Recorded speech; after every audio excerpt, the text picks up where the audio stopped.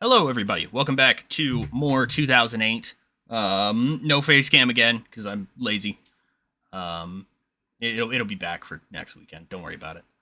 Um, yeah. What are we doing here, Puddy? This isn't a SNME. What the heck? This is a SmackDown TV special. That it is. We are determining the number one contender for the upcoming SNME 20. It is a beat the clock challenge tonight. It's a big special for SmackDown. We've got an extra half hour here on the waves. We're going to use it well. Certainly. And it's the last SmackDown on Fox, I believe, right? I don't know that actually. I think we might have a few weeks left. Okay, yeah, we might have one or two actually. That's okay though. Yeah, we got the big beat the clock tonight. We're gonna try to determine a number one contender. Anything else you want to talk about, Puddy? We've also got a pre-booked match. We do. Maybe we should mention. Yeah, I can mention that really quickly. Yeah. So a couple of weeks ago, Roderick Strong beat Gregory Helms in a cruiserweight championship match. Gregory Helms taking off that hurricane mask to become himself once again. Wait. Yes, I know. You're telling me he's the Gregory Helms was the hurricane? I know. That's wild. Gregory Helms came back the next week, essentially, after Roderick Strong had told him, hey, man, I'm like you, but younger and better and smarter and making more money, and I'm more attractive, and I make the towns in a more comfortable way than you ever did. Gregory Helms was like, damn, that's all true. However, I have a guy who may be able to beat you. And brought back Alan Jones, who we've not seen for, like, at least a year. Thunder Bones. Thunder Bones himself. So he's back. He's wrestling in his first match since his injury. His injury, yeah. He got injured. He did get injured. He did get injured, true. Yeah. That is real. But yeah, it's his first match back. He'll team with Greg Helms to take on Roderick Strong and Tyson Kidd of Millennium. That's the Cruiserweight champ and one half the tag champs. The Millennium have got all the belts now, and they are entering what Roderick Strong calls their undisputed era. Amazing. All right, let's get into it. Let's do it. This is not important, but we're viewing it. Expectant. Oh, the crowds are expectant. They are expecting. Right on. I thought we were supposed to get a new gimmick here. Oh, we are. Cool. Oh, yes. Here you go. Great. Amazing. He'll use that very well in OVW, I'm sure. Or in FCW. Yeah, we're just using this as an opportunity to give some of our developmental prospects some experience working in front of a live crowd. Actually, well, you know what? Okay, if we drop the act for a minute, we just brought in PJ Black, and Puddy wanted to see how good he was, how quickly. Yeah, that's true. I was curious. The answer? Pretty good. Yeah, he's pretty all right. Take it. Yeah. Yep, we get our SmackDown intro. Rise up. Rise. Oh, actually, this is a good point. Very small tangent. I promise it won't take long. I've been thinking recently, with our refusal to do WWE ECW, I was thinking we should make use of Don't Question My Heart, because it's a bass I dig it. song. Yeah, that's awesome. And I wonder whether maybe SmackDown is the place for that. I'd be down, because I don't really like Rise Up anyways, so. I kind of do, but we've had it for a long time by this point. Well, that's not true. We've had 8 different versions of Rise Up. Interchangeably used every week, it seems like. Anyways, we kick off. Chavo Guerrero's there with Kevin Nash. All these people are not here, just to make that clear. Kevin Nash says, yeah, tonight's the Beat the Clock. We got some great matchups going on. We're going to kick things off with Bobby Lashley and Shark shortly. We're going to find Chavo a number one contender. And then Chavo basically says that, yeah, it'll be a big event tonight. He's excited to see who's going to come out on top, who's going to beat the odds and the clock, if you will. But not a buzzer. Not a buzzer. No, that is not a wrestling reference. And, but clock is, obviously. There's many time limits in wrestling. And the clock is ticking. It's The MVP. sands of He's time back. stop for no one. Moving on. I think we got our first beat the clock match coming up. We do, as we see different interview shots here of Bobby Lashley and Shark. Shark talking about how he wants to get back to fight Chavo Guerrero again. He was so close, he could taste it. He was so close. He could smell the blood in the water. Bobby Lashley says that he's worked for a long time for an opportunity like this. I didn't come to SmackDown to, take part, to blend in with the crowd. I came here to make a statement, to get to the top, and to fight guys like Chavo Guerrero. All right, here we go. Shark, Bobby Lashley. This will set the time. Let's see if it's a good time. That's a pretty good time. Okay, 6.5 minutes is going to be quite a good number. Bobby Let's quickly Lashley. remind people of the matchups tonight, because we're not talking about easy contests. We've got the Idol Stevens taking on the Heartbreak Kid, Shawn Michaels. Triple H taking on Doug Basham, the Bashman, a former United States champion. And The Undertaker taking on Elijah Burke. So 6.5 minutes, that's going to be a tough one to beat. Let's see if anybody can do it. We see DX backstage. They're excited for this. They're ready to go. They're going to make Chavo Guerrero suck it. Sean's going to talk about how, for years he's been talking about his plight to return to the top, to win the world title again. But he knows now what he must do. He must defeat Kevin Nash in the Beat the Clock challenge tonight in a quick enough time to become the #1 contender. Wonderful. Triple H looks over and is like, yeah, whatever's going on over there. Me and Sean are the two best guys. On this brand, Chavo Guerrero is looking for his next challenger. It's going to be one of us. Excellent. Backstage, Rene Dupree goes to Santino Marella. Rene says to Santino, "Where is Taz? Taz was definitely supposed to be back by now." And Santino kind of looks over and he's like, "Well, I don't know. He's busy. He's doing Taz things. Whatever Taz is doing." And Renee's like, "You don't see a problem in that. You don't see a problem in the fact that we have no clue where he has gone. He is our manager, Santino. We pay him money to take care of things like this. And I'm not even in this Beat the Clock challenge tonight." Beat the Clock challenge? There's a clock in here. He points at the clock. It's just like, what the fuck? Why do you want to beat up clock? Santino's like, Renee, a man cannot beat time. You fight an unending fight you cannot win. He's like, I gotta get out of here. Yeah, I'm out of here, man. I can't do this. Also want to make reference, because I don't think we did this on screen yet, that Santino is sitting there eating Cheetos, watching a tape of the 2006 Italian National Wrestling Championship, in which he wins. He just watches that every week. He's just like, I am really good, aren't I? They called me the Milan Miracle. It was a miracle.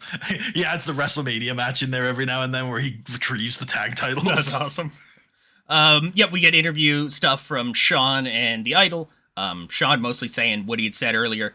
He's talked for years now about getting back to a world title, and now it's finally within his grasp.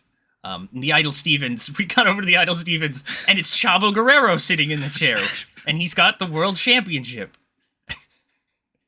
And Idol Stevens says he's very confused by the question, because he's already the world heavyweight champion. And he is Chavo Guerrero.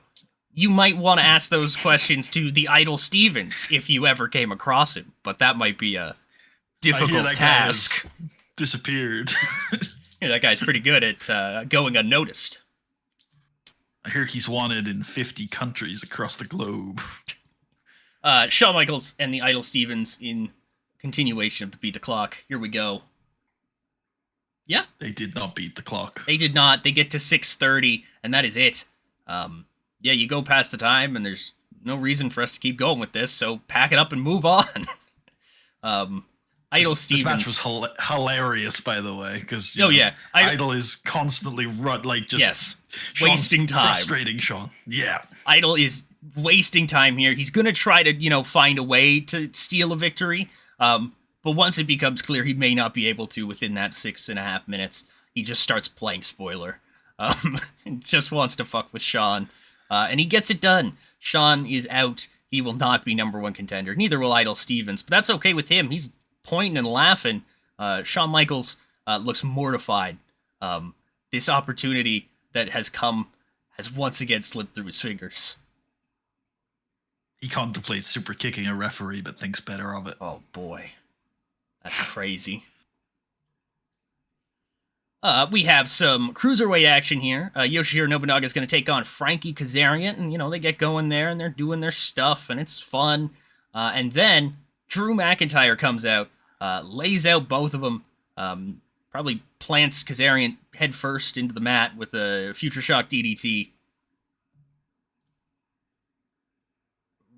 Real? What would this be? I'm gonna guess Kazarian gimmick change. All right, well, we'll look at it. Yes, it looks like it. No, he's turning heel. He's turning face. He's a heel? Oh, yeah. Oh my god. I remember this. Yeah, because he was remember he was part of Millennium. Oh yeah. Yeah, that was like a year ago. Huh. Weird. Wait, his gimmick is Future Shock? Hello? Hold on, everybody.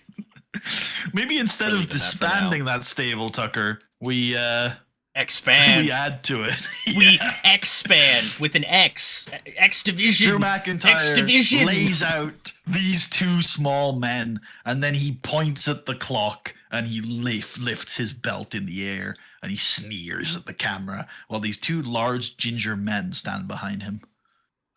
Who the hell are they? I don't know. All right, fair enough. I think they're the Highlanders. We go backstage. Crystal has Chavo Guerrero here with her. Chavo. I didn't realize that earlier when you wrote this. I didn't realize you used the word usurp, and that's a great word. Thank you. Yeah, Chavo. How you feel about it? I'm feeling great. Bobby Lashley said a hell of a time. Very excited. I, much like many in this arena, enjoyed watching Shawn Michaels get what he deserved a few moments ago. And I'm looking forward to see if anybody else can beat Bobby Lashley's time. Look, if I have to fight The Undertaker again, I've already proven to the world that I can beat him. If I have to fight anybody who's still got matches left in this Beat the Clock challenge, I'm ready for it. People give me a lot of shit over the last few months for the way in which I've conducted myself. But I'd like to think I'm a perfect role model here on Thursday nights. I'm the World Heavyweight Champion. I've earned everything that I've gotten. And I'm looking forward to doing it again against whoever it is that comes out on top tonight. There's a burning city.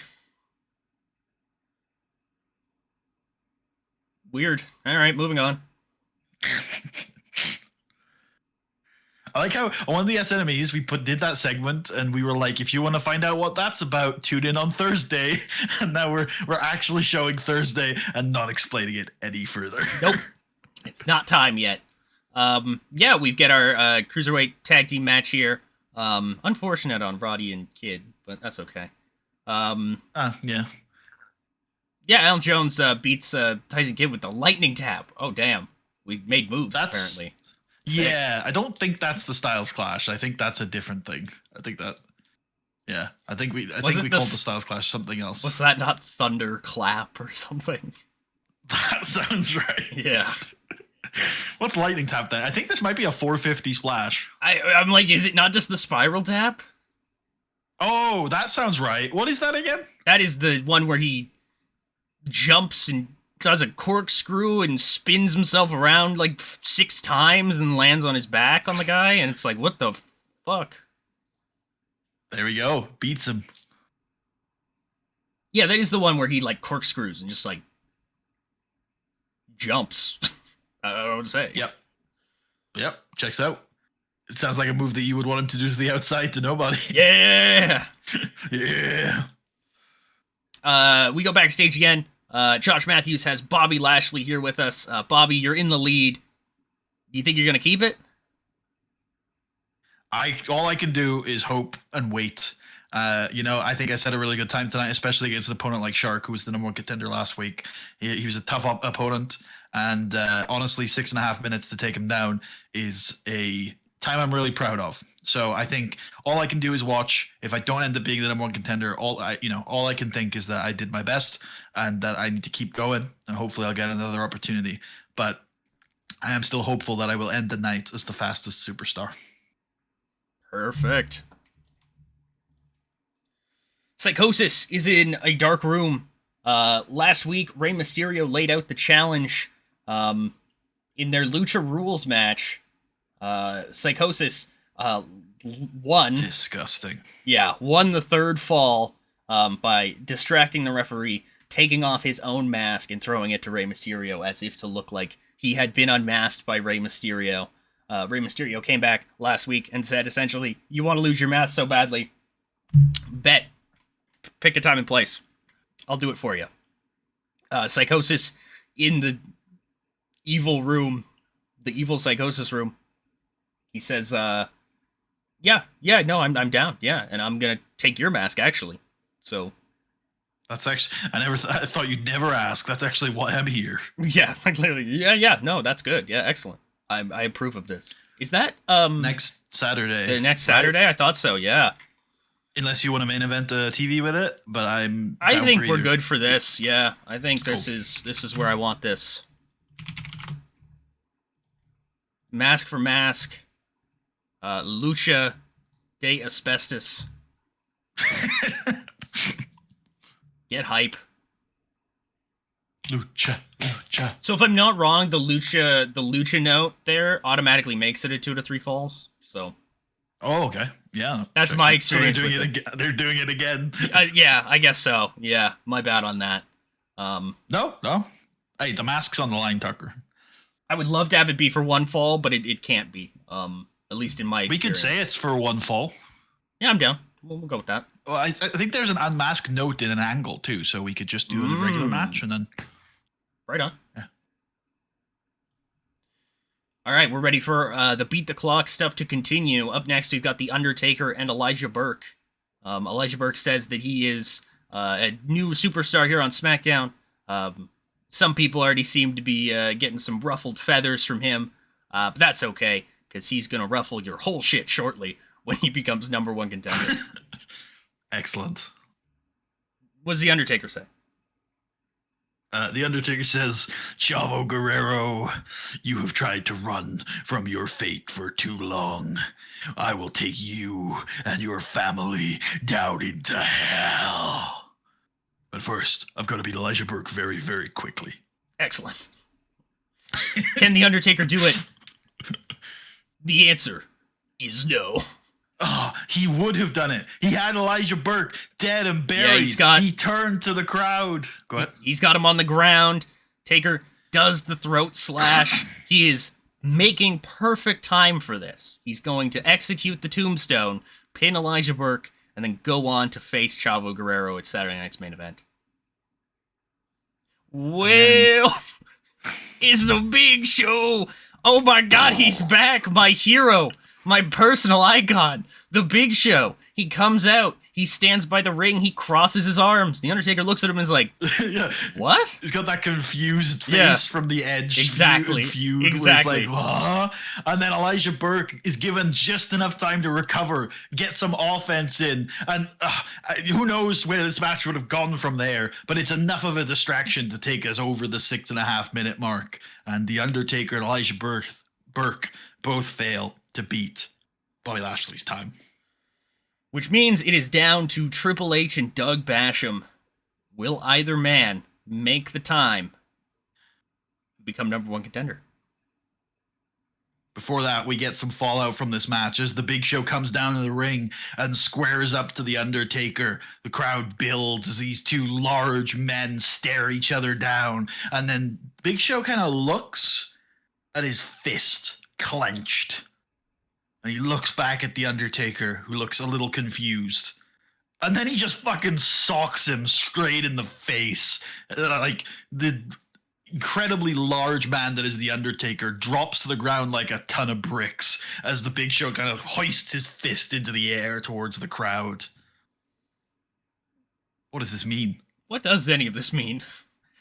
Help me. Why is the Big Show back? Why is he beefing with the Undertaker? What is going on? Tune in next week. Yep. We see Taz. There he is. Wait, he's not it. Where is this place?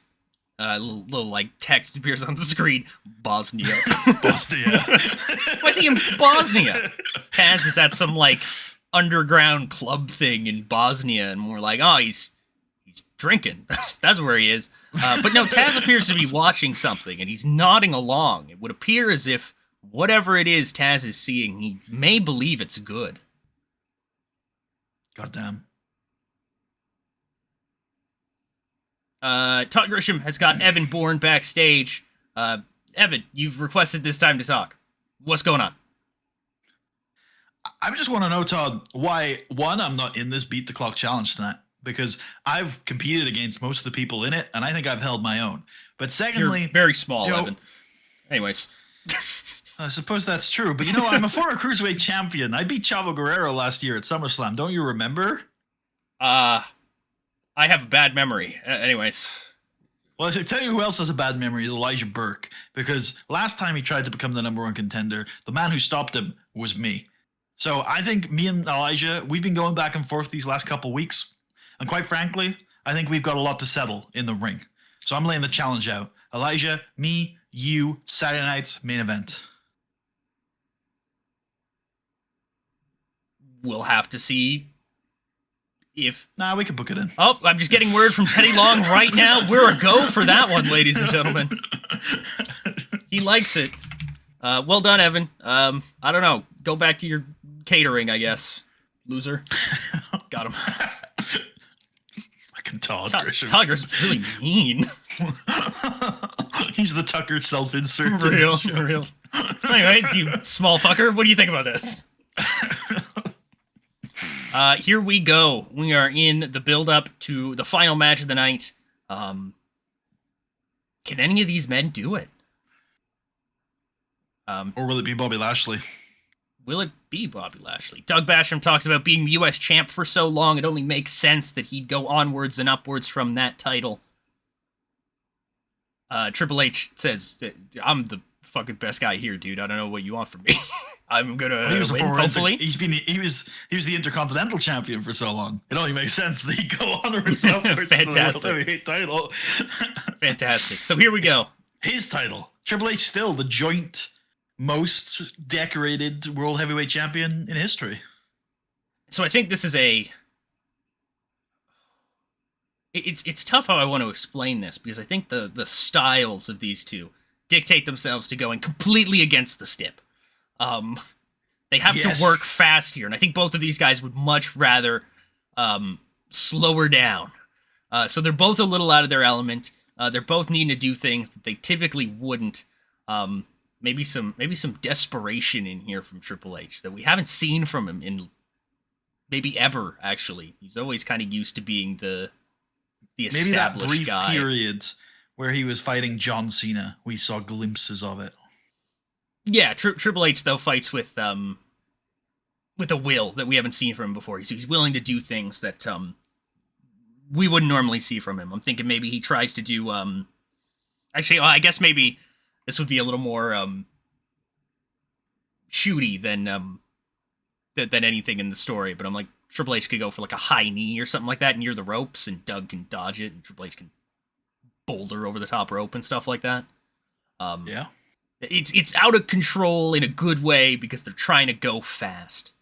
I think Triple H has a power advantage here that he tries to utilize. And Doug, even though you're right that he recognizes he can't play complete defense the entire game, the entire match, he realizes that he has to stop some of Triple H's offense. And I think he's quite successful at doing so. But some of those moments you've described, like Triple H barreling over the top rope, that wastes so much time. Absolutely, it does. I wonder if Doug is even willing to take a count out, burning even more time, but Triple H gets back in the ring. But yeah, if he gets, I think that's a great idea. I think Doug is, when he starts to see that, he's like, yeah, wait, I could win, and if I win right now, I will be the number one contender. And maybe he gets to 9, but Triple H breaks the count. And now, like you said, it's a calculated risk that hasn't paid off, because if Doug had won, it would be brilliant. But now he's just wasted 9 seconds. Probably closer to like 19 without WWE counts. But yeah. Maybe we do that spot in reverse a little later. Doug's outside the ring and Triple H is there at 5, but he sees Doug stirring, so he just goes and gets him at 5. Or even better, like Triple H is willing to take the count out, and then he looks over and he sees the clock and he's like, "Oh, shit, okay, yeah, no, it would be much better to just get this guy right now." So we'll get Doug Basham back in the ring. Doug will do his best to hold it off. Triple H is gonna kick him in the gut. Hook those arms, take in a little bit of the crowd, and then the buzzer goes off. Buzzer? Buzzer? Hold on. The bell. Buzzer. Wait, are you telling me that Bobby Lashley is the number 1 contender to the World Heavyweight Championship? Triple H kind of just pushes Doug Basham away from him. And he's like, "Oh, fuck. Fuck." He was already at ringside, getting into the ring. Oh, never mind. Hold on, my bad. No, first of all, Doug Basham is going to be like, well, I would have liked to be number 1 contender, but it's not to be. And he offers his hand to Triple H. Triple H picks up where he left off and kicks Doug Basham in the gut, hooks the arms, and puts that fucker in the ground. Then, as I was saying, we clear out Doug Basham's corpse. Already at ringside was Bobby Lashley. He gets in the ring. He did it. I'm sure there's maybe a little bit of confetti. Maybe we have Nash isn't balling out for the full bowling trophy, but maybe we'll have a nice plaque or something like that. Something he could put on the wall. No. The reward for this, Tucker, is a shot at the World Heavyweight Champion. Well, yeah, but you give him a trophy too. I don't know. It wasn't a tournament or anything. Fantastic. Yeah, Chavo Guerrero comes out, and he's clapping, earnestly, genuinely. Yeah. Well, seemingly earnestly. He's a good. Those Guerreros, they're good liars. That's true. He seems to congratulate Bobby Lashley, and the two lock eyes, and we are set in for SNME 20, Guerrero versus Lashley. In Chicago, it's fight night. And what a fight it's going to be. Sheamus? Man. It's a fresh matchup. It's a fresh main event. It's Bobby Lashley. It's Chavo Guerrero. And it's live. And that is Friday Night SmackDown. Thursday Night SmackDown. You got anything you want to say to the folks, Puddy? I don't think so. I think it speaks for itself. I think this is a huge win for Bobby Lashley, setting up a massive main event in Chicago, which is going to be right here on Silly Tuck. So stay tuned. Indeed. We definitely changed her name to Sour Grapes from Cherry. That is a specific, like, it's a Canadian hockey reference thing to a guy who I think got canceled actually in the time between we did all that because he said some not very nice things about people. Anyways, on that downer, SNME, we're gonna see you then. Goodbye.